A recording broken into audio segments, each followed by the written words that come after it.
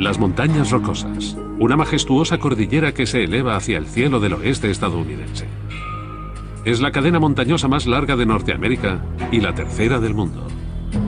Se extiende a lo largo de más de 4.800 kilómetros, desde Nuevo México pasando por Colorado, Wyoming y Montana, y llega incluso a Canadá. Durante décadas, los geólogos se han preguntado cómo pudo surgir de las llanuras esta gigantesca sierra. La investigación comienza con un tipo de roca muy específico. Nos encontramos en el corazón de las montañas rocosas. Este es un lugar maravilloso por donde empezar. Y justo aquí, en Red Rocks, podemos contemplar este anfiteatro de rocas.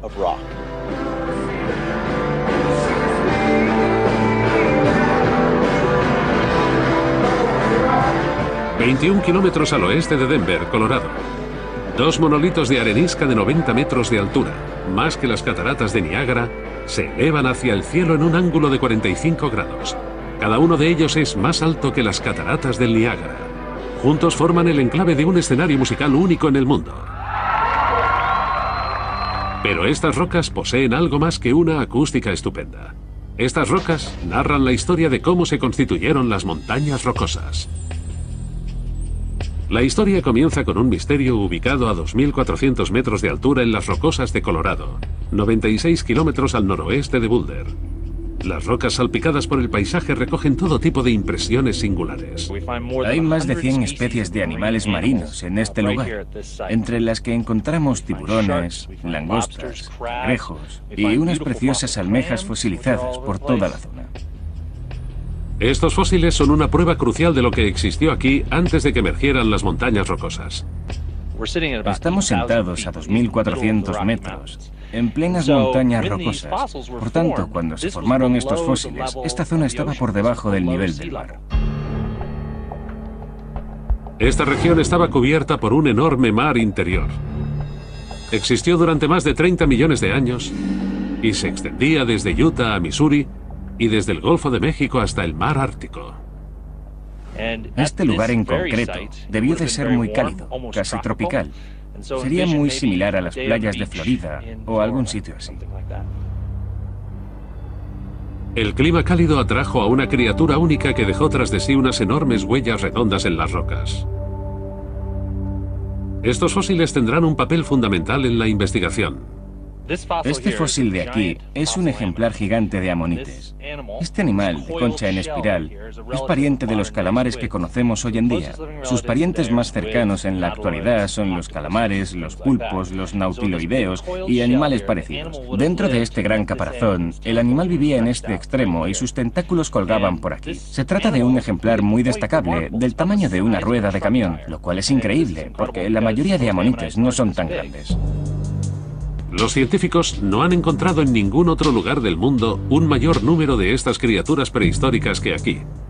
Miller ha elaborado su propia teoría acerca de por qué llegaron hasta esta región en semejante cantidad. Creemos que este fósil en particular perteneció a una hembra, porque el tamaño de los machos es mucho menor que el de las hembras. Si echamos un vistazo a los fósiles que tenemos a nuestro alrededor, descubrimos un amonites macho, este pequeño de aquí. No hay más que comparar el tamaño de uno con el de otro para percibir la diferencia. La mayor parte de los amonites que encontramos en este paraje son enormes. Así que pensamos que se trata de hembras que vinieron hasta aquí para desovar y murieron después de hacerlo. Cuando se extinguieron los amonites, el mapa de Norteamérica era totalmente distinto. Al norte, las montañas rocosas canadienses ya existían. Al sur, las rocosas estadounidenses aún no habían crecido. La fecha de la extinción de los amonites es clave para saber cuándo emergieron las montañas. Estos animales murieron hace unos 70 millones de años en plena vía marítima interior occidental, por lo que sabemos que en aquella época este lugar estaba sumergido bajo el agua. Así pues, sabemos también que las rocosas surgieron de esa vía marítima en algún momento después de esa fecha. Hoy en día, lo único que queda de aquel fondo marino son los restos fosilizados en las alturas de las Rocosas de Colorado. Ahora, los geólogos debían averiguar qué provocó la elevación del fondo marino.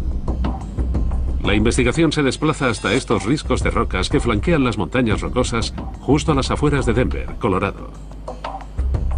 Se los conoce como las Flatirons, tablas de planchar, y son parte de la misma formación que constituyó el anfiteatro de Red Rocks.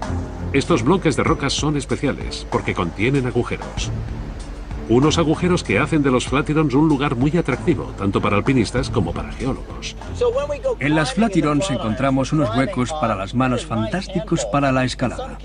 En algunos casos, estas hendiduras se han formado por las piedras del interior de las rocas o por las zonas de material blando que se desprende fácilmente con la erosión, como el esquisto o el cieno. Estas capas se caen y dejan una abertura perfecta para meter las manos, haciendo de la escalada una experiencia maravillosa. Estos agujeros son la clave para comprender cómo se formaron estas extrañas tablas de planchar inclinadas.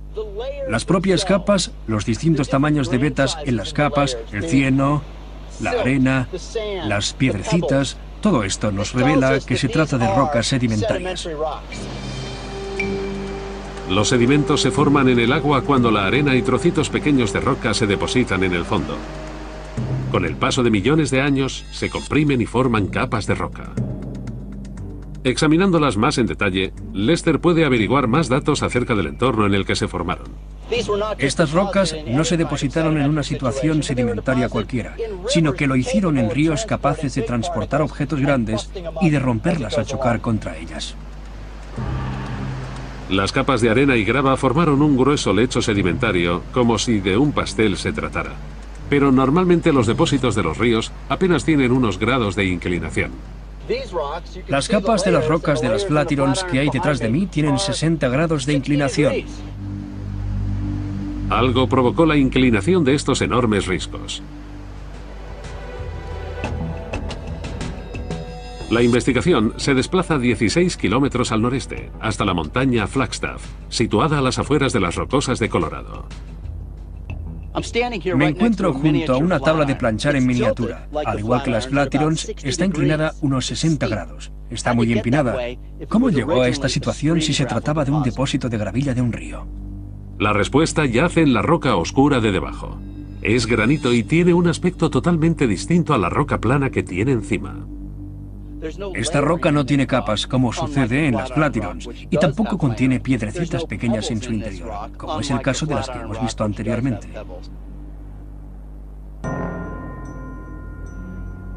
Un examen detallado del granito desvela que está repleto de minerales. Esto arroja más luz acerca de cómo emergieron las rocosas. Aquí tengo un trozo de granito. Si lo observo, distingo cuarzo y feldespato, y también un poco de mica, muy característico de las rocas procedentes del magma, roca fundida y que se han enfriado. Entre otros minerales también contiene hierro, el responsable del color oscuro de la roca. La cantidad exacta de hierro sirve a los científicos para averiguar a qué profundidad se formó la roca. Llevamos esta piedra al laboratorio y la sometimos a diversas pruebas químicas. No solo determinamos que se enfrió y cristalizó a gran profundidad, sino que también calculamos que lo hizo a unos 24 kilómetros de profundidad. Pero ahora está en la superficie. ¿Cómo llegó hasta aquí? Se elevó cuando emergieron las montañas rocosas y al hacerlo, fijaos lo que provocó en las Flatirons. Los científicos que investigan las montañas rocosas han descubierto dos pistas acerca de sus orígenes. Los amonites, situados a 2.400 metros de altura, demuestran que esta zona estuvo cubierta por el mar. Los restos de hierro en el granito prueban que la roca emergió desde una profundidad de 24 kilómetros e inclinó las Flatirons. Y no solo ocurrió aquí, sino también a lo largo de unos 1.600 kilómetros de las rocosas estadounidenses. Ahora, los geólogos deben averiguar qué fuerzas titánicas originaron esta descomunal elevación.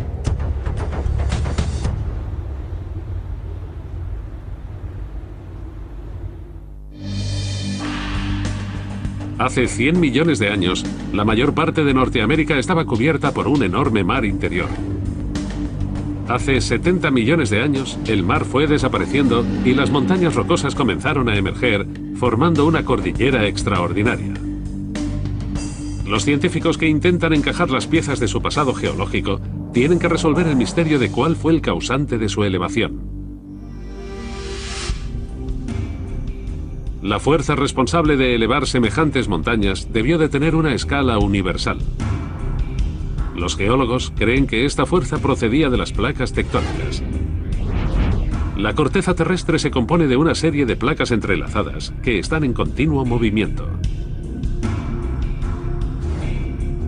A lo largo de millones de años, estas placas han chocado y se han separado, dando paso a continentes nuevos y a fenómenos geológicos en todo el mundo. Las montañas rocosas se formaron cuando dos de estas placas chocaron entre sí en la costa oeste americana. Sabemos que en el momento en el que se elevó este granito en el margen oeste de Norteamérica, la corteza oceánica y la placa oceánica estaban introduciéndose bajo la placa norteamericana, y lo hacía a gran velocidad. Por lo tanto, estaba transfiriendo una gran tensión al interior del continente. Cuando ambas placas se desplazaban la una contra la otra, comprimieron la corteza. Con el paso de millones de años, se dobló y se erigió formando grandes montañas. Este fue el nacimiento de las montañas rocosas americanas. Pero aún quedaba un misterio por resolver. ¿Cómo pudo causar la colisión de dos placas tectónicas en el margen oeste de Norteamérica la elevación de las rocosas a una distancia de entre 800 y 1600 kilómetros tierra adentro? Es muy sencillo explicar el origen de las cadenas montañosas que se forman en los márgenes de los continentes. Donde estos chocan entre sí, donde chocan India y Asia, encontramos el Himalaya, donde la corteza oceánica se introduce bajo el margen continental. En el noroeste surge la cordillera de las Cascadas o los Andes sudamericanos. Pero estas montañas, situadas en la mitad del continente, son mucho más complicadas de explicar. Por eso han sido un enigma durante décadas. Los geólogos no han desarrollado una teoría verosímil hasta hace muy poco. Sospechan que las rocosas se formaron a lo largo de una línea en la que la corteza terrestre es muy frágil. Lo que ocurre cuando se comprime un continente, sobre todo si existe una zona más débil o una zona propensa a doblarse, es que se produce una elevación. Eso fue lo que sacó este granito hasta la superficie. Ahora, los geólogos ya sabían cómo habían emergido las rocosas e incluso conocían cuándo lo habían hecho. Pero, ¿qué aspecto tenían aquellas primeras montañas? ¿Cómo eran en comparación con las de hoy en día? En un lugar de las rocosas, a 112 kilómetros al noroeste de Denver, los geólogos encontraron una pista. Las montañas que vemos en la actualidad son distintas a las montañas que había hace millones de años. Están en constante evolución. Los ríos y las colinas cambian. Es un proceso muy dinámico. Es como si las montañas tuviesen vida propia. Miller pretende calcular la altura de aquellas primeras montañas. Pero, ¿cómo se mide algo que ya no existe? Una vez más, los fósiles le proporcionan las pruebas que busca. Lo increíble de recoger fósiles es que tú eres la primera persona en contemplarlos cuando abres una roca. Es la primera vez que ve la luz en 60 millones de años. Miller ha descubierto una hoja fosilizada de 60 millones de años de antigüedad. Es de un árbol que creció aquí, apenas 10 millones de años después de que las rocosas comenzasen a formarse. Y lo más fascinante es que esta hoja guarda una pista acerca de la altura de aquellas primeras montañas, o más concretamente, el contorno de la hoja, conocido como los márgenes. Los botánicos saben que los márgenes de las hojas que crecen a temperaturas más bajas tienden a tener más dientes que aquellas que crecen en zonas más cálidas. Las hojas con más dientes sobreviven mejor en climas fríos. Los dientes proporcionan una gran ventaja a la hora de desarrollarse cuando comienzan a crecer. Aquí vemos que esta preciosa hoja fosilizada posee dientes y cada uno de ellos es un núcleo de fotosíntesis. Por tanto, cuando brota una hoja así, se desarrolla mucho mejor que las hojas que no tienen dientes. Miller aprovecha esta información para averiguar la altura de las jóvenes montañas rocosas. Mediante una técnica simple pero eficaz, compara el número de hojas que tienen dientes y las que no tienen. Si vas a una región en particular y recoges ejemplares de hojas de todos los árboles que crecen en ella y comparas el número de especies que tienen dientes con el número de especies que poseen un margen menos dentado, puedes hacerte una idea de cuál era la temperatura en la que crecieron. Así, cuanto mayor sea la proporción de plantas con márgenes dentados en comparación con las hojas de márgenes más lisos, más frío es el clima del lugar y a menor temperatura, mayor altura de las montañas. Si nos subiésemos a un globo aerostático y ascendiésemos a la atmósfera, la temperatura iría bajando de forma previsible. Por cada kilómetro que ascendemos, la temperatura baja alrededor de 4 grados centígrados. Por lo tanto, si sabemos el factor de cambio con respecto a la elevación, podemos calcular la elevación de las montañas a partir de la temperatura. Para calcular la altura de las primeras montañas, Miller debe comparar las muestras de dos zonas distintas. Una de la base de la montaña y otra de la cima. Los fósiles encontrados en la base de las rocosas más próximas a la ciudad actual de Denver guardan una historia increíble. Estas hojas son tremendamente similares a las de las plantas que crecen hoy en día en los trópicos. Cuando emergieron las rocosas, la zona de Denver estaba cubierta de bosques tropicales y subtropicales. Aquí había palmeras, cícadas y canópeas como las que encontramos hoy en día en los trópicos. Aquí arriba había un bosque de un aspecto muy similar a los que crecen en Carolina del Norte y del Sur, en la costa este de Estados Unidos. Al comparar las hojas fosilizadas de la cima de la montaña con las de hojas fosilizadas de los pies de la montaña, Miller llega a una conclusión sorprendente. Las hojas fosilizadas que hemos encontrado aquí arriba son en su mayoría dentadas en comparación con las de Denver, que poseen un margen más liso. Las de Denver crecieron en un clima con una temperatura media de unos 24 grados centígrados. Las hojas que crecieron aquí en lo alto lo hicieron en un clima de unos 10 grados. Sabemos que la temperatura varía según la altura, lo que significa que cuando se depositaron los fósiles de las hojas, este lugar estaba a 1.600 metros sobre Denver. Hoy en día apenas se encuentra a 800 metros. Hace 60 millones de años, estas montañas eran el doble de altas que hoy en día. Después de emerger del mar, las rocosas necesitaron 10 millones de años para crecer. Hace 60 millones de años alcanzaron unos espectaculares 8.500 metros, equiparables al Himalaya actual.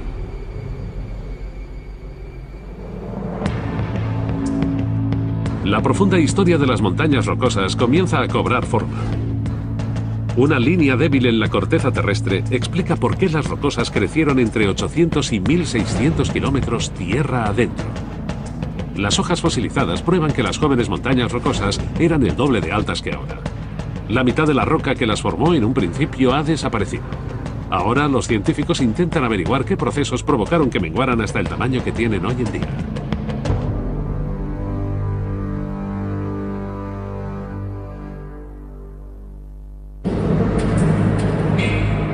Hace 100 millones de años, un enorme mar interior cubría la zona en la que actualmente se elevan las rocosas americanas.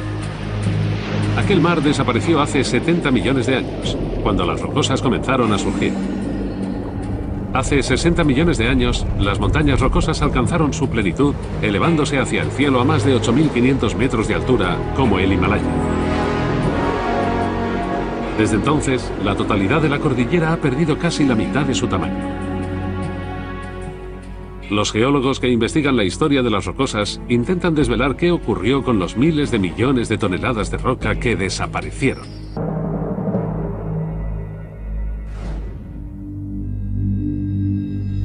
La investigación comienza con un misterio en las montañas de Owl Creek, en las rocosas de Wyoming. A estas montañas las atraviesa un río que ha formado un profundo cañón.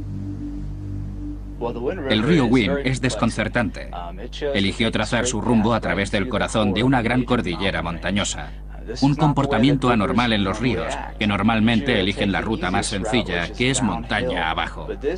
Pero este río atravesó una gran masa de montañas, lo cual ha sido un misterio desde que los primeros geólogos llegaron a esta región. Este río causó confusión ya en 1805. Cuando Meriwether Lewis y William Clark trazaron el mapa de la zona en su famosa expedición para explorar el territorio desconocido del oeste. Cuando llegaron a la región de las montañas de Owl Creek, dieron por sentado que había dos ríos. Al norte de las montañas fluía el río al que llamaron Big Horn, el cual pensaban que era distinto al río Wind, al sur de las mismas. Pero las investigaciones posteriores demostraron que el río Big Horn y el Wind son un único río que transcurría a través de la montaña. En los últimos tiempos, los geólogos han formulado una posible respuesta. Una respuesta que también podría explicar lo que les ocurrió a los enormes picos de las rocosas. Su propuesta era que los miles de millones de toneladas de rocas que se erosionaron llenaron los valles y cubrieron las zonas más bajas de las montañas y cambiaron por completo la fisonomía del terreno. En un momento de su historia, las cuencas de Wyoming se llenaron de los sedimentos que se habían erosionado de las montañas. Esto provocó que el río estuviese en una llanura más alta y que transcurriese por donde él quisiera. Al fluir, el agua talló la capa de sedimentos y roca que tenía debajo. A continuación abrió un canal en la montaña y finalmente la atravesó. Pero esto es solo una teoría. Ahora los geólogos deben buscar indicios en la Tierra. Su objetivo es encontrar la roca que se erosionó de las jóvenes montañas rocosas. La investigación se desplaza a una serie de colinas de 300 metros de altura situada en la cuenca del río Powder, en Wyoming. Conocidas como las Pumpkin Buttes, destacan en medio de un paisaje amplio y desértico. Escondidas tras el horizonte se encuentran las montañas Big Horn, la cordillera más cercana a las rocosas. Estas colinas no están compuestas de roca sólida, sino de una colección de escombros.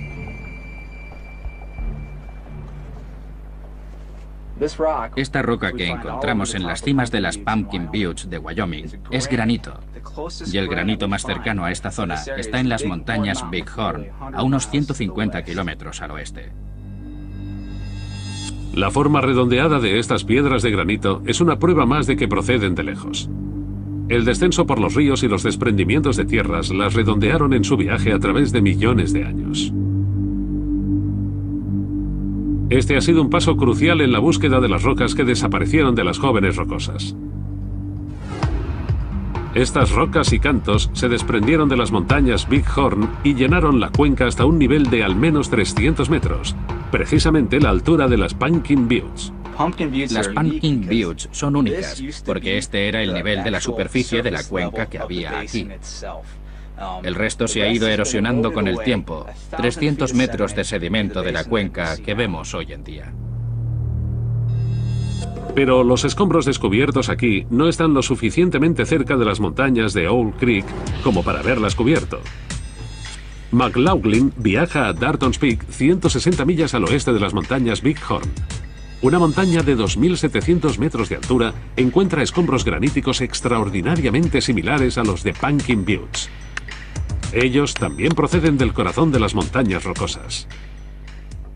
El corazón de las montañas rocosas está compuesto en su mayoría por granito, como el que vemos aquí. Estas piedras de las montañas Big Horn han llegado hasta aquí rodando y se han redondeado en su camino hasta crear estas rocas y cantos más pequeños. Esta es una prueba irrefutable de que los cantos que se erosionaron de las rocosas llenaron las cuencas y los valles hasta una altura de al menos 2.700 pies, enterrando poco a poco las montañas bajo sus propios escombros. Donde un día se alzaron las imponentes rocosas, ahora no había más que una llanura gris y estéril donde apenas asomaban unos picos de las antiguas montañas. En otras cordilleras también se ha producido el mismo proceso. Hay pruebas de que los Alpes también quedaron reducidos a la mitad por culpa de la erosión.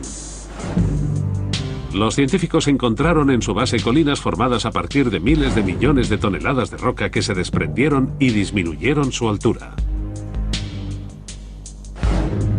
Pero la historia de la erosión de las rocosas aún no había llegado a su fin. Después de que la erosión transformase el paisaje en un campo de escombros gris, se produjo otro cambio. Esta capa que cubre los escombros así lo demuestra. Es muy ligera, de grano muy fino. De hecho, es ceniza volcánica. Como podéis ver, está compuesta de sedimentos de grano muy fino en comparación con esta roca compuesta de grandes trozos de piedra. Está asentada justo encima de este bloque y en horizontal, debido en gran medida a la lluvia de ceniza. Esta ceniza tan fina indica que se produjeron enormes erupciones volcánicas en las proximidades. Escupieron densas nubes de aire caliente, cenizas y rocas volcánicas que se depositaron sobre el suelo. Las pruebas de carbono para determinar su edad establecieron que esto ocurrió hace 25 millones de años. La ceniza se depositó al caer del cielo. La mayor parte procedía del oeste y se depositó en las cuencas de Wyoming. Después de que las rocosas de menor tamaño quedaran cubiertas por sus propias rocas, la ceniza volcánica se depositó sobre ellas y cubrió la zona con un grueso manto blanco. En el momento en que la cuenca se llenó de este material volcánico, lo único que se veía en esta región eran las cumbres de los picos que sobresalían. El resto era un gran manto de ceniza. La erosión y el volcanismo transformaron por completo el terreno y enterraron las montañas rocosas. Pero después, con el paso de millones de años, los ríos limpiaron la roca erosionada. Se cree que la mayor parte de los escombros acabó en los ríos Missouri y Mississippi, que más tarde los transportaron al mar. Lo que quedó fueron las montañas que vemos hoy en día. Esto también confirmó la teoría que tenían los geólogos acerca de la formación del cañón del río Wind. La enorme cantidad de rocas enterró las montañas de Owl Creek. El río Wind fluía por la parte superior y comenzó a excavar la montaña hasta crear el cañón actual.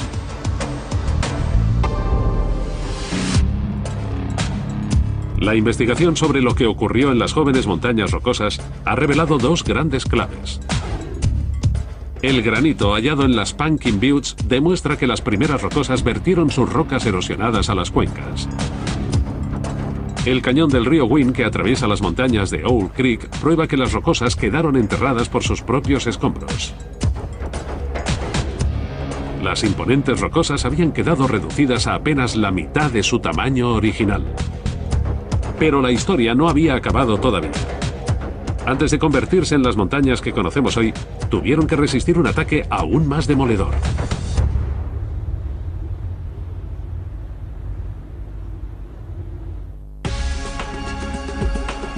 Hace 70 millones de años, este gran mar interior desapareció y las montañas rocosas emergieron de su fondo. Hace 60 millones de años alcanzaron su altura máxima, el doble de la actual. Después, y durante millones de años, las rocosas fueron erosionándose hasta quedarse reducidas a la mitad de su tamaño original, hasta que hace 3 millones de años se originó otro episodio dramático en su historia, que las transformaría en las montañas que conocemos hoy en día.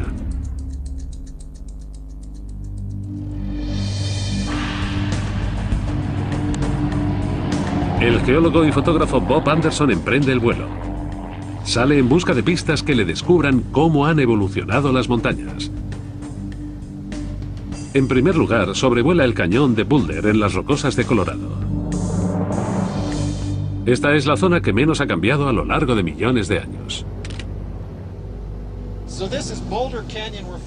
Estamos sobrevolando el cañón de Boulder. Aquí vemos cómo el río ha incidido unos 300 metros en otro terreno relativamente ondulado.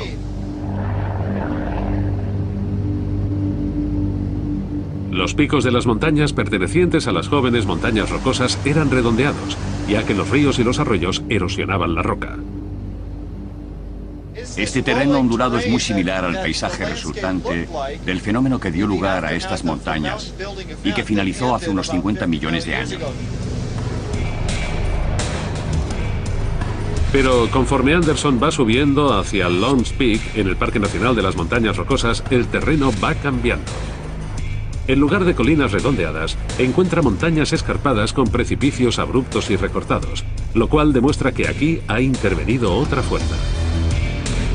El precipicio más famoso es el Diamante.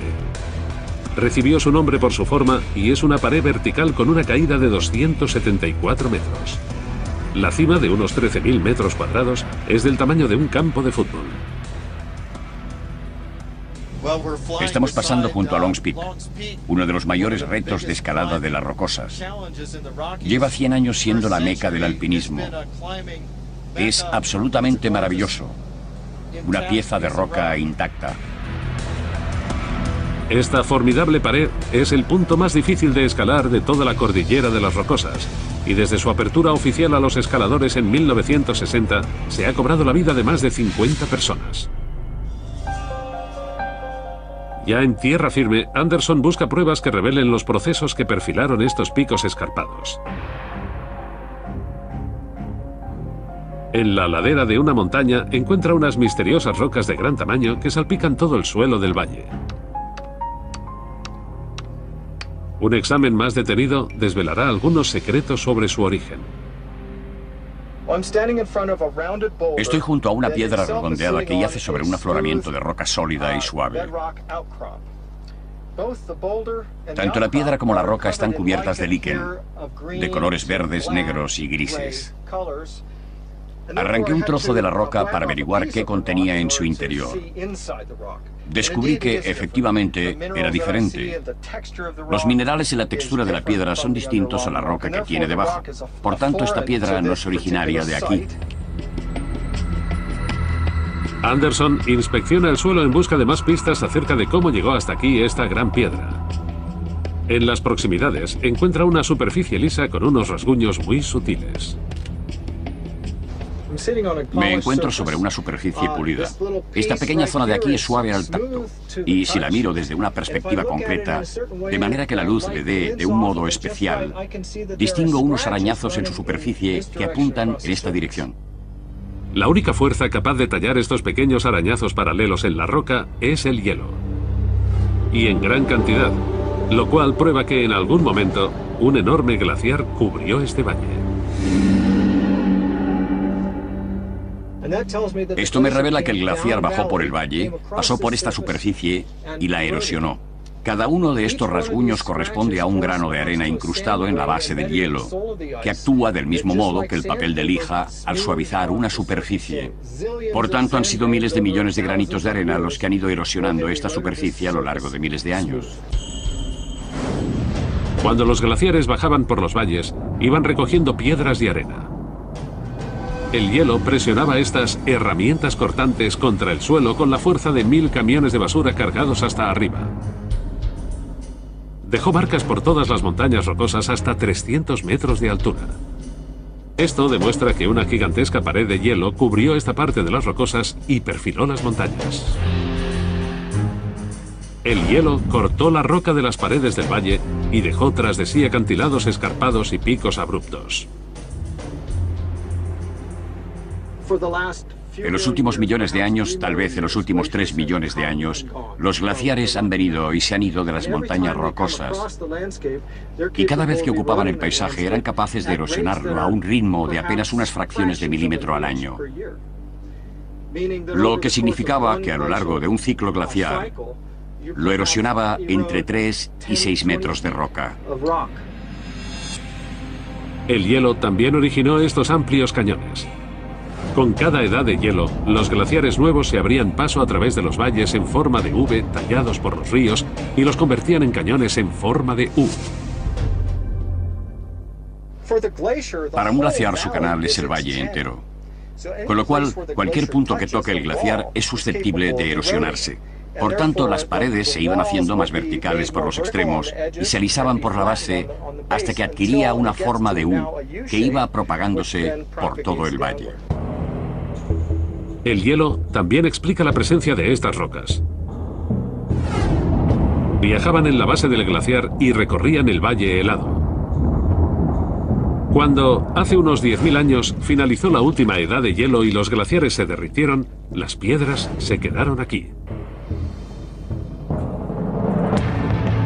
Los científicos habían encontrado 2 pruebas responsables del aspecto escarpado actual de las montañas rocosas.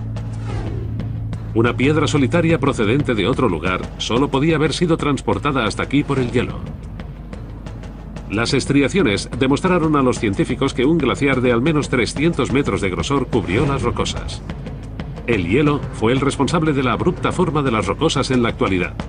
Pero las montañas siguen evolucionando. Hace poco los científicos descubrieron unos indicios alarmantes de que podrían caer en una gran falla.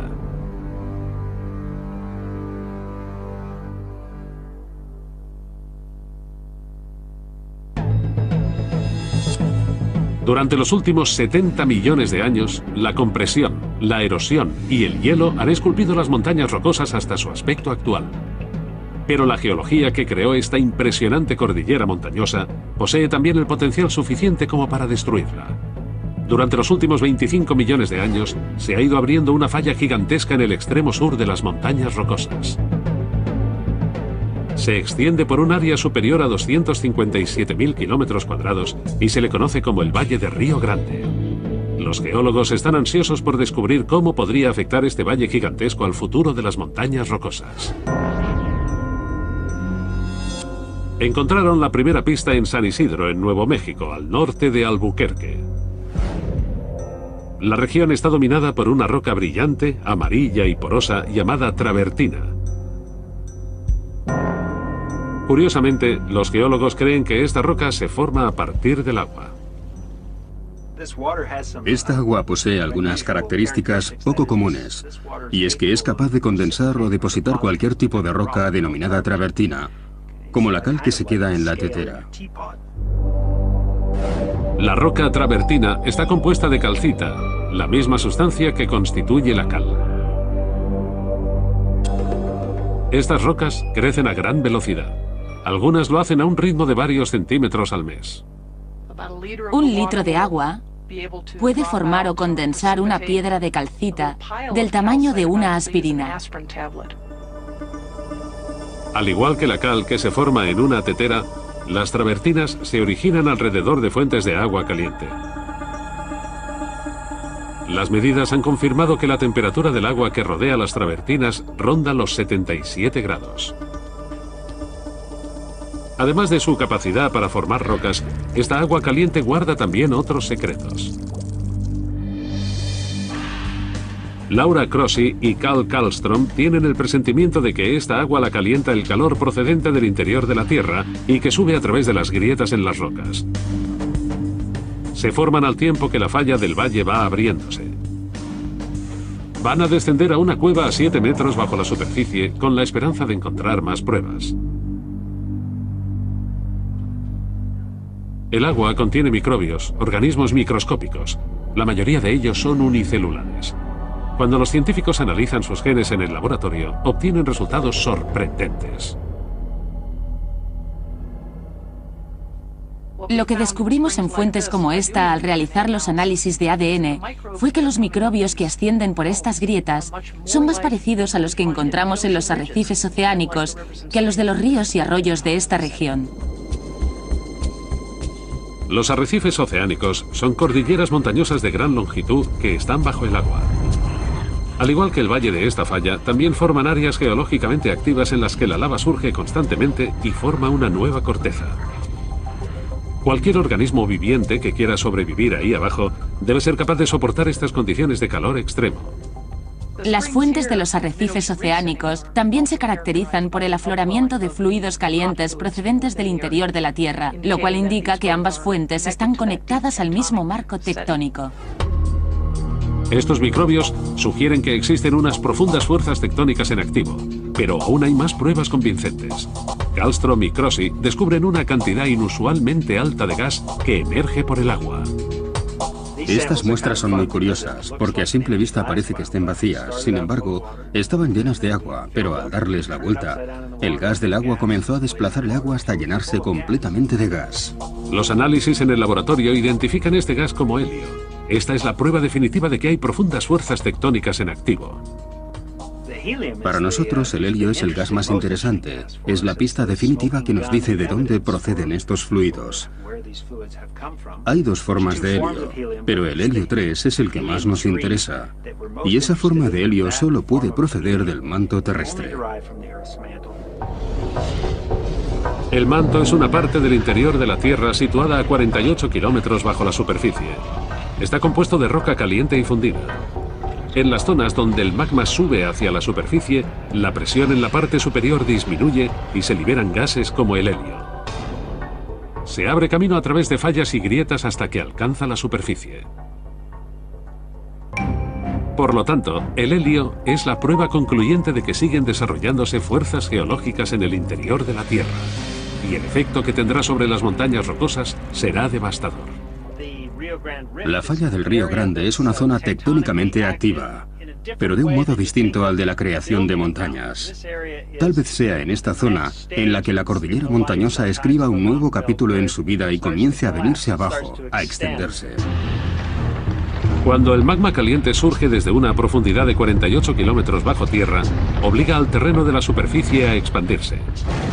La superficie se estira, se hace más fina y abre simas profundas. Cuando se origina la falla, las montañas de ambos lados se precipitan sobre el valle. Es como una cinta que empiezas a estirar y empieza a agrietarse por la superficie. Todo lo que tiene encima va desmoronándose. Y cuando tienes un valle sobre una falla, los sedimentos de las montañas más altas van cayendo sobre él. Es una estructura inmensa, de unos 10 kilómetros de profundidad, más o menos la altura del monte Everest. Pero cuando circulas por él o lo observas desde cualquier perspectiva, no ves la profundidad total, porque ha ido llenándose progresivamente de arena y grava, al tiempo que se producía la extensión. Hoy en día, la falla de Río Grande se extiende a lo largo de más de 257.000 kilómetros cuadrados, desde México en el sur, donde es más ancha, hasta Colorado en el norte, donde apenas acaba de empezar a abrirse. La falla está propagándose hacia el norte, hacia las rocosas de Colorado. Lo que ocurrirá en Colorado es que las montañas se desplomarán al abrirse la grieta, como una cremallera que se abre en dirección norte. Podemos apreciar que el paisaje de Colorado es muy similar al de Nuevo México antes de que se abriera la falla de Río Grande y de que las montañas se vinieran abajo. En un futuro lejano, podrían avecinarse tiempos difíciles. Las fuerzas tectónicas que crearon las montañas rocosas podrían llevarlas a su propia destrucción. Si pensamos en las grandes fallas continentales de África Occidental y Río Grande, surge la pregunta de si el continente se partirá por ahí. Si la grieta provocará que los habitantes de Nuevo México pasen a primera línea de playa. Es una cuestión que interesa tanto a los agentes inmobiliarios como a los geólogos. La formación de las montañas rocosas es una historia fascinante. Hace 70 millones de años, la muerte de los amonites marcó el nacimiento de las montañas rocosas en un antiguo mar interior. Hace 60 millones de años crecieron hojas con márgenes dentados en unas montañas el doble de altas que las actuales. Hace 10.000 años, una piedra solitaria marcó el paso del último glaciar que esculpió las rocosas. Y el helio descubierto en el valle de Río Grande demuestra que las profundidades de este territorio siguen en activo.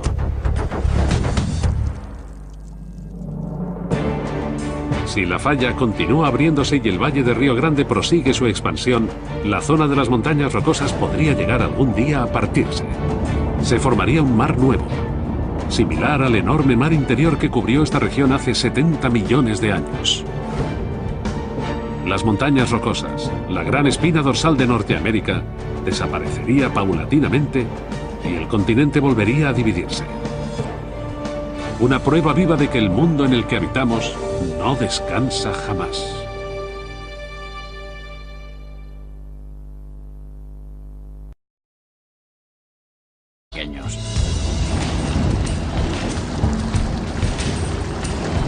Esta es una prueba irrefutable de que los cantos que se erosionaron de las rocosas llenaron las cuencas y los valles hasta una altura de al menos 2.700 pies, enterrando poco a poco las montañas bajo sus propios escombros. Donde un día se alzaron las imponentes rocosas, ahora no había más que una llanura gris y estéril donde apenas asomaban unos picos de las antiguas montañas. En otras cordilleras también se ha producido el mismo proceso. Hay pruebas de que los Alpes también quedaron reducidos a la mitad por culpa de la erosión. Los científicos encontraron en su base colinas formadas a partir de miles de millones de toneladas de roca que se desprendieron y disminuyeron su altura. Pero la historia de la erosión de las rocosas aún no había llegado a su fin. Después de que la erosión transformase el paisaje en un campo de escombros gris, se produjo otro cambio. Esta capa que cubre los escombros así lo demuestra. Es muy ligera, de grano muy fino. De hecho, es ceniza volcánica. Como podéis ver, está compuesta de sedimentos de grano muy fino en comparación con esta roca compuesta de grandes trozos de piedra. Está asentada justo encima de este bloque y en horizontal, debido en gran medida a la lluvia de ceniza. Esta ceniza tan fina indica que se produjeron enormes erupciones volcánicas en las proximidades. Escupieron densas nubes de aire caliente, cenizas y rocas volcánicas que se depositaron sobre el suelo. Las pruebas de carbono para determinar su edad establecieron que esto ocurrió hace 25 millones de años. La ceniza se depositó al caer del cielo. La mayor parte procedía del oeste y se depositó en las cuencas de Wyoming.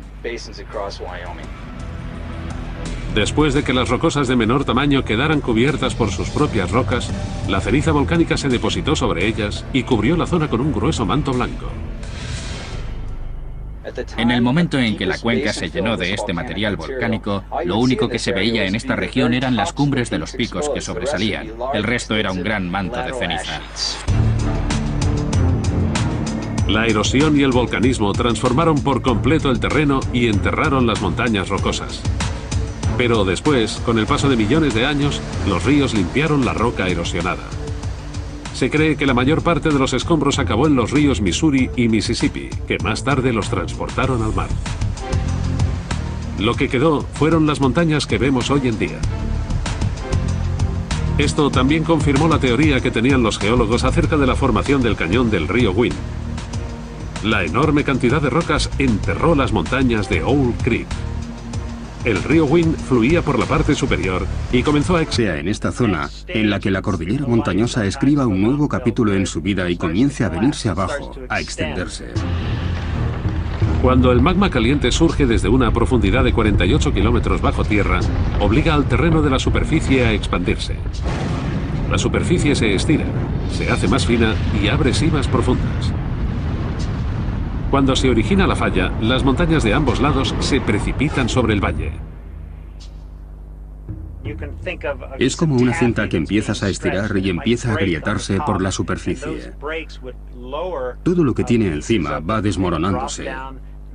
Y cuando tienes un valle sobre una falla, los sedimentos de las montañas más altas van cayendo sobre él. Es una estructura inmensa, de unos 10 kilómetros de profundidad, más o menos la altura del monte Everest.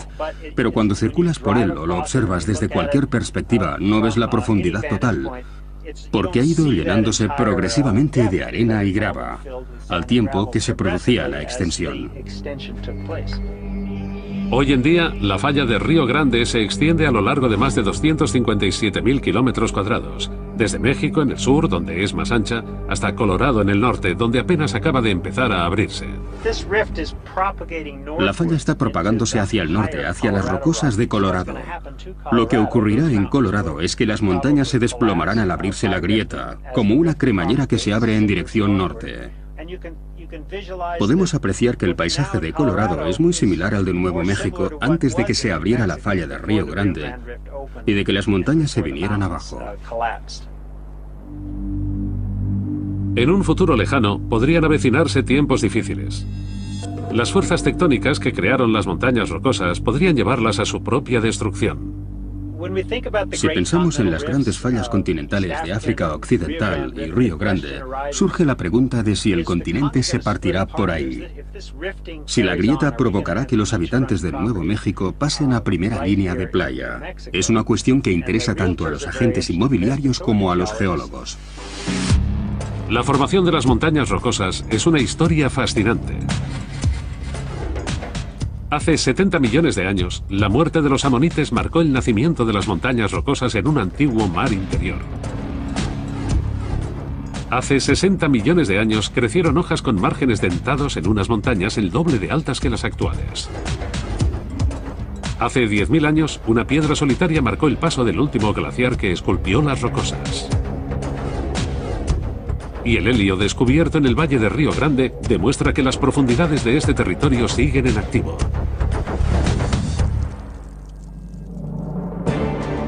Si la falla continúa abriéndose y el valle de Río Grande prosigue su expansión, por tanto, cuando brota una hoja así, se desarrolla mucho mejor que las hojas que no tienen dientes. Miller aprovecha esta información para averiguar la altura de las jóvenes montañas rocosas. Mediante una técnica simple pero eficaz, compara el número de hojas que tienen dientes y las que no tienen. Si vas a una región en particular y recoges ejemplares de hojas de todos los árboles que crecen en ella y comparas el número de especies que tienen dientes con el número de especies que poseen un margen menos dentado, puedes hacerte una idea de cuál era la temperatura en la que crecieron. Así, cuanto mayor sea la proporción de plantas con márgenes dentados en comparación con las hojas de márgenes más lisos, más frío es el clima del lugar y a menor temperatura, mayor altura de las montañas. Si nos subiésemos a un globo aerostático y ascendiésemos a la atmósfera, la temperatura iría bajando de forma previsible. Por cada kilómetro que ascendemos, la temperatura baja alrededor de 4 grados centígrados. Por lo tanto, si sabemos el factor de cambio con respecto a la elevación, podemos calcular la elevación de las montañas a partir de la temperatura. Para calcular la altura de las primeras montañas, Miller debe comparar las muestras de dos zonas distintas. Una de la base de la montaña y otra de la cima. Los fósiles encontrados en la base de las rocosas más próximas a la ciudad actual de Denver guardan una historia increíble. Estas hojas son tremendamente similares a las de las plantas que crecen hoy en día en los trópicos.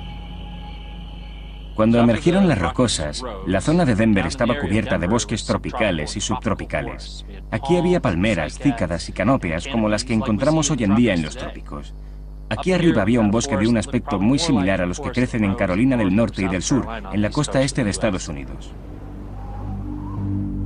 Al comparar las hojas fosilizadas de la cima de la montaña con las de hojas fosilizadas de los pies de la montaña, Miller llega a una conclusión sorprendente. Las hojas fosilizadas que hemos encontrado aquí arriba son en su mayoría dentadas en comparación con las de Denver, que poseen un margen más liso. Las de Denver crecieron en un clima con una temperatura media de unos 24 grados centígrados. Las hojas que crecieron aquí en lo alto lo hicieron en un clima de unos 10 grados. Sabemos que la temperatura varía según la altura, lo que significa que cuando se depositaron los fósiles de las hojas, este lugar estaba a 1.600 metros sobre Denver. Hoy en día apenas se encuentra a 800 metros. Hace 60 millones de años, estas montañas eran el doble de altas que hoy en día. Después de emerger del mar, las rocosas necesitaron 10 millones de años para crecer. Hace 60 millones de años alcanzaron unos espectaculares 8.500 metros, equiparables al Himalaya actual.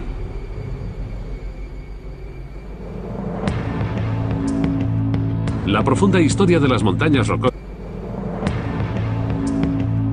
La profunda historia de las montañas rocosas comienza a cobrar forma. Una línea débil en la corteza terrestre explica por qué las rocosas crecieron entre 800 y 1.600 kilómetros tierra adentro. Las hojas fosilizadas prueban que las jóvenes montañas rocosas eran el doble de altas que ahora. La mitad de la roca que las formó en un principio ha desaparecido.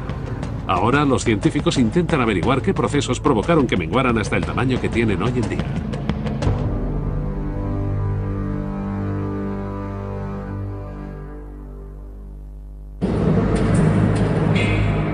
Hace 100 millones de años, un enorme mar interior cubría la zona en la que actualmente se elevan las rocosas americanas. Aquel mar desapareció hace 70 millones de años, cuando las rocosas comenzaron a surgir. Hace 60 millones de años, las montañas rocosas alcanzaron su plenitud, elevándose hacia el cielo a más de 8.500 metros de altura, como el Himalaya. Desde entonces, la totalidad de la cordillera ha perdido casi la mitad de su tamaño. Los geólogos que investigan la historia de las rocosas intentan desvelar qué ocurrió con los miles de millones de toneladas de roca que desaparecieron.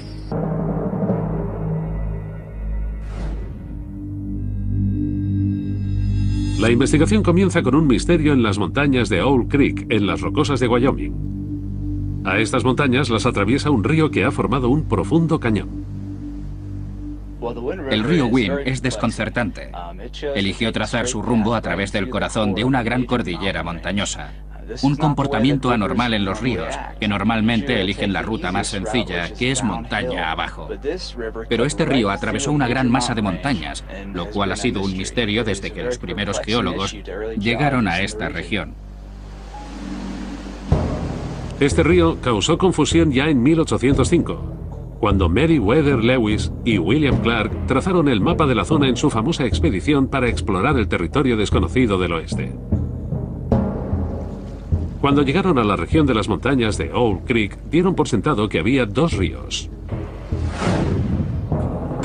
Al norte de las montañas fluía el río al que llamaron Big Horn, el cual pensaban que era distinto al río Wind, al sur de las mismas.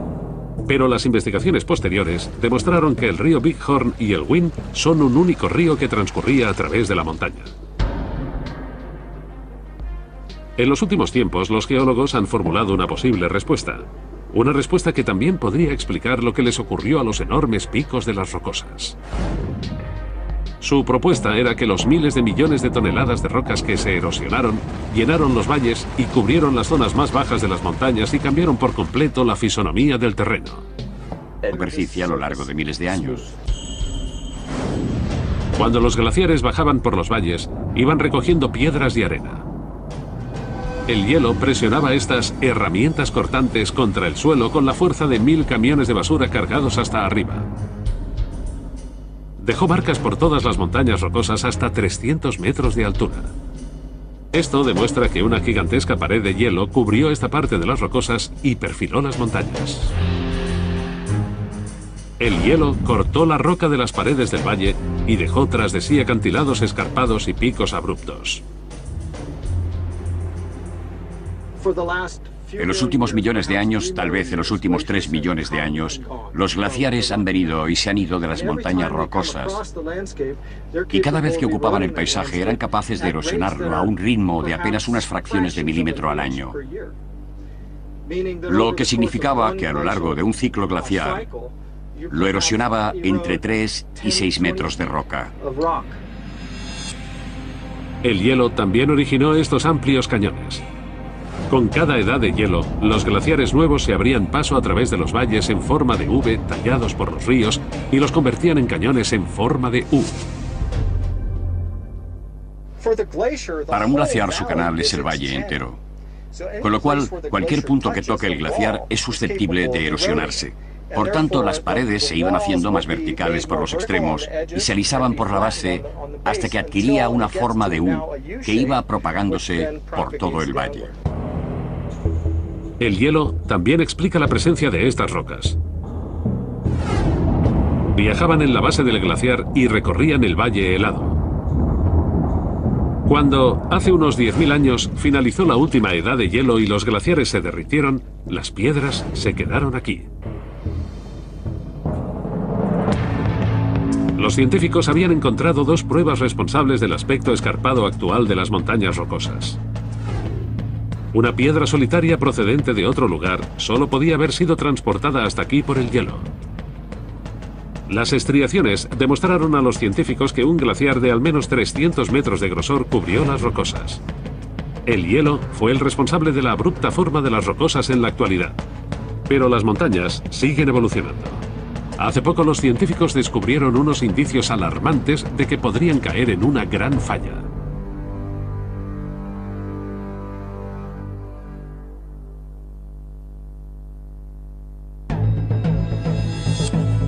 Durante los últimos 70 millones de años, la compresión, la erosión y el hielo han esculpido las montañas rocosas hasta su aspecto actual. Pero la geología que creó esta impresionante cordillera montañosa posee también el potencial suficiente a usar la colisión de dos placas tectónicas en el margen oeste de Norteamérica, la elevación de las rocosas a una distancia de entre 800 y 1600 kilómetros tierra adentro. Es muy sencillo explicar el origen de las cadenas montañosas que se forman en los márgenes de los continentes, donde estos chocan entre sí. Donde chocan India y Asia encontramos el Himalaya, donde la corteza oceánica se introduce bajo el margen continental. En el noroeste surge la cordillera de las Cascadas o los Andes sudamericanos. Pero estas montañas situadas en la mitad del continente son mucho más complicadas de explicar. Por eso han sido un enigma durante décadas. Los geólogos no han desarrollado una teoría verosímil hasta hace muy poco.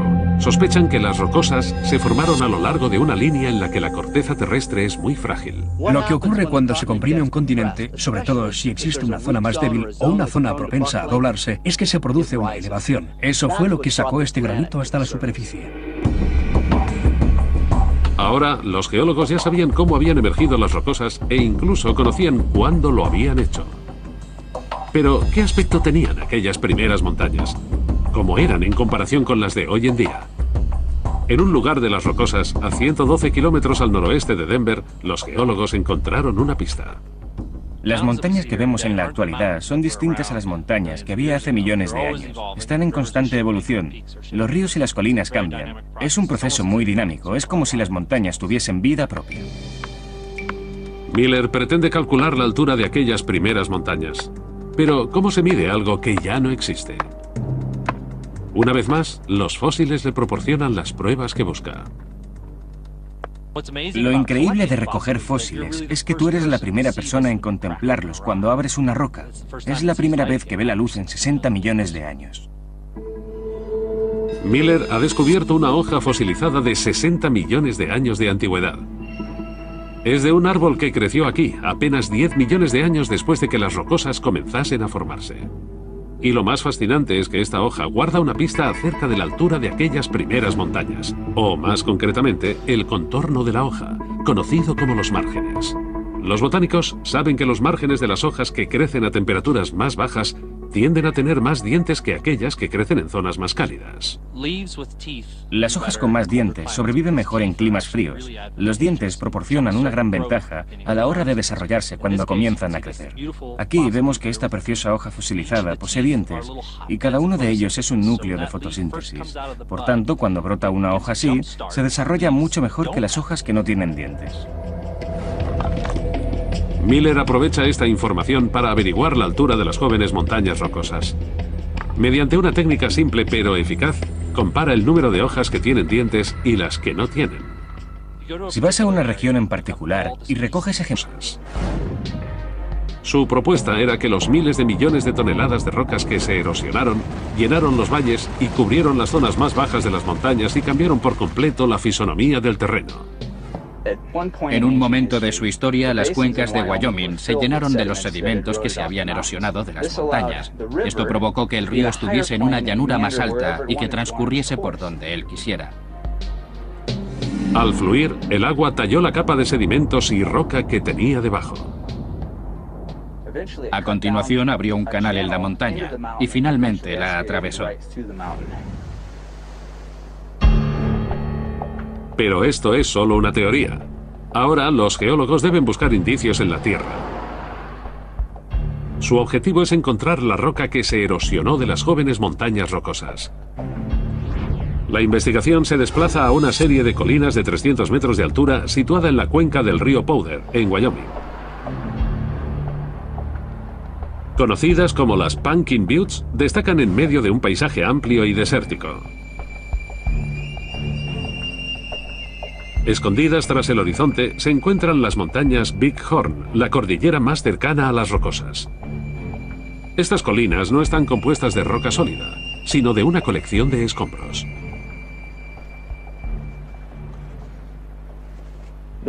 Esta roca que encontramos en las cimas de las Pumpkin Buttes de Wyoming es granito, y el granito más cercano a esta zona está en las montañas Big Horn, a unos 150 kilómetros al oeste.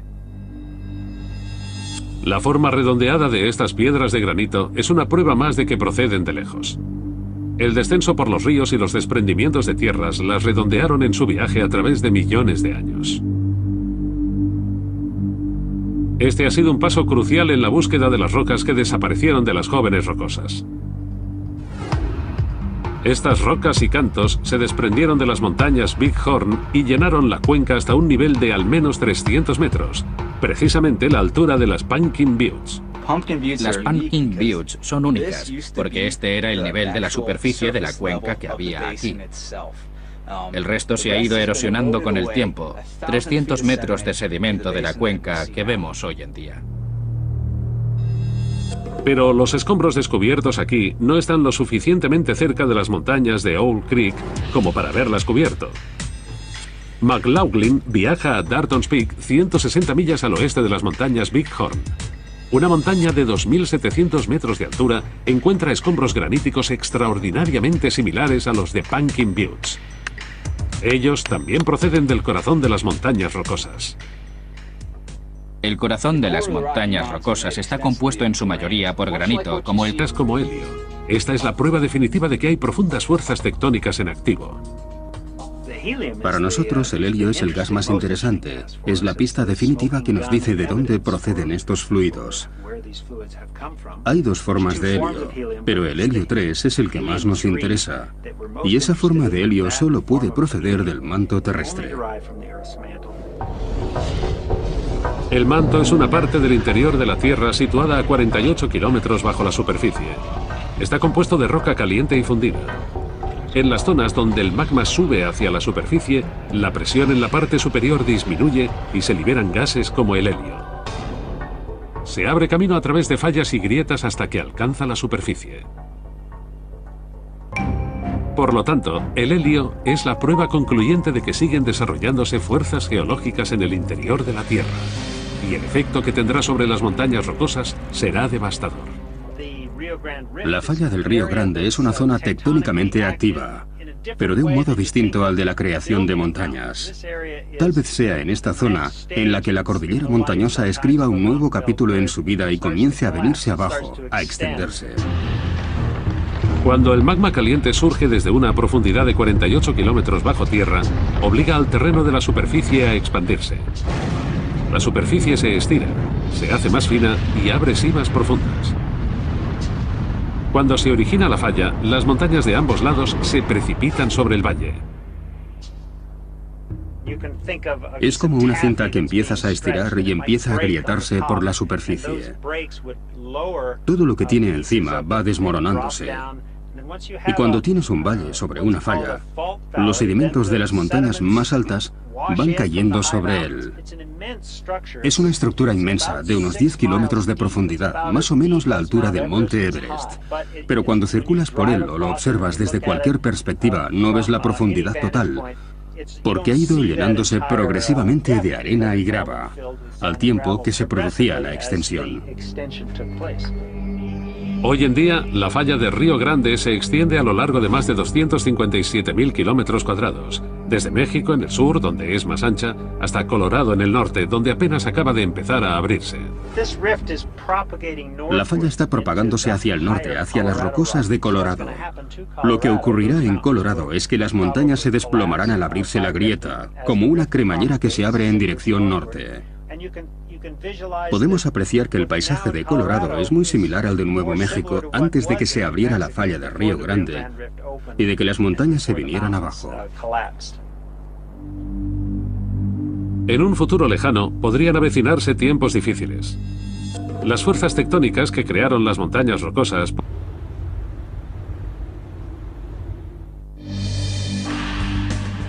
hace 100 millones de años, la mayor parte de Norteamérica estaba cubierta por un enorme mar interior. Hace 70 millones de años, el mar fue desapareciendo y las montañas rocosas comenzaron a emerger, formando una cordillera extraordinaria. Los científicos que intentan encajar las piezas de su pasado geológico tienen que resolver el misterio de cuál fue el causante de su elevación. La fuerza responsable de elevar semejantes montañas debió de tener una escala universal. Los geólogos creen que esta fuerza procedía de las placas tectónicas. La corteza terrestre se compone de una serie de placas entrelazadas que están en continuo movimiento.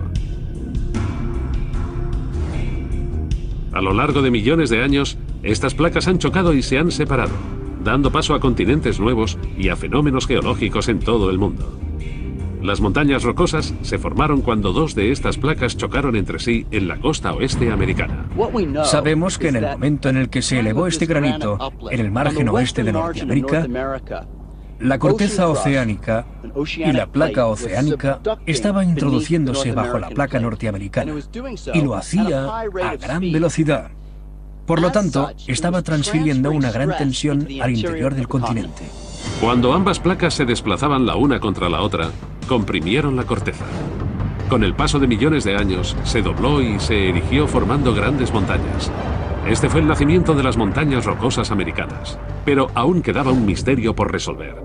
cómo pudo causar la colisión de dos placas tectónicas en el margen oeste de Norteamérica la elevación de las rocosas a una distancia de entre 800 y 1600 kilómetros tierra adentro?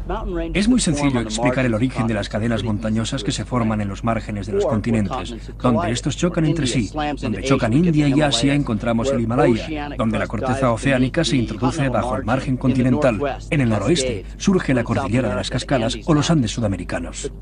Pero estas montañas situadas en la mitad del continente son mucho más complicadas de explicar. Por eso han sido un enigma durante décadas. Los geólogos no han desarrollado una teoría verosímil hasta hace muy poco. Sospechan que las rocosas se formaron a lo largo de una línea en la que la corteza terrestre es muy frágil. Lo que ocurre cuando se comprime un continente, sobre todo si existe una zona más débil o una zona propensa a doblarse, es que se produce una elevación. Eso fue lo que sacó este granito hasta la superficie. Ahora, los geólogos ya sabían cómo habían emergido las rocosas e incluso conocían cuándo lo habían hecho. Pero, ¿qué aspecto tenían aquellas primeras montañas? ¿Cómo eran en comparación con las de hoy en día? En un lugar de las Rocosas, a 112 kilómetros al noroeste de Denver,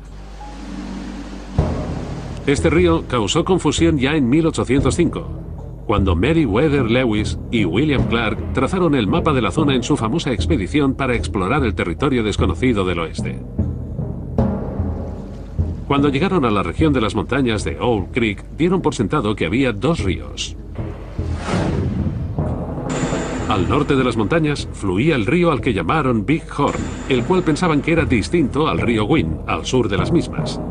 Pero las investigaciones posteriores demostraron que el río Big Horn y el Wind son un único río que transcurría a través de la montaña.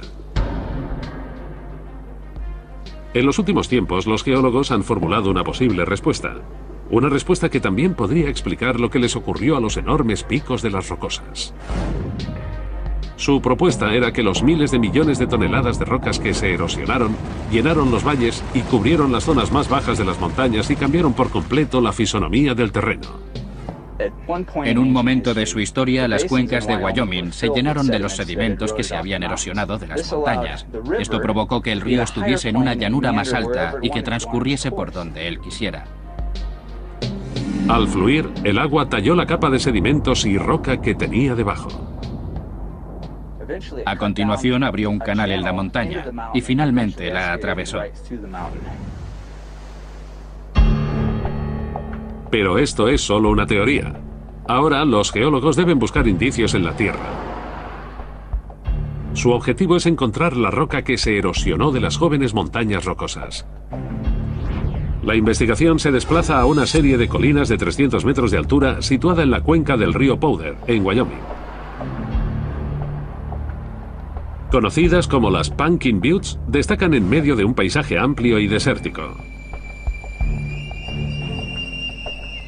Escondidas tras el horizonte se encuentran las montañas Big Horn, la cordillera más cercana a las Rocosas. Estas colinas no están compuestas de roca sólida, sino de una colección de escombros.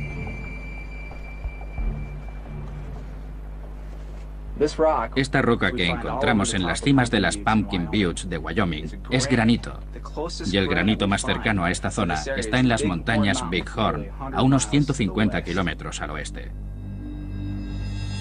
La forma redondeada de estas piedras de granito es una prueba más de que proceden de lejos. El descenso por los ríos y los desprendimientos de tierras las redondearon en su viaje a través de millones de años. Este ha sido un paso crucial en la búsqueda de las rocas que desaparecieron de las jóvenes rocosas. Estas rocas y cantos se desprendieron de las montañas Big Horn y llenaron la cuenca hasta un nivel de al menos 300 metros, precisamente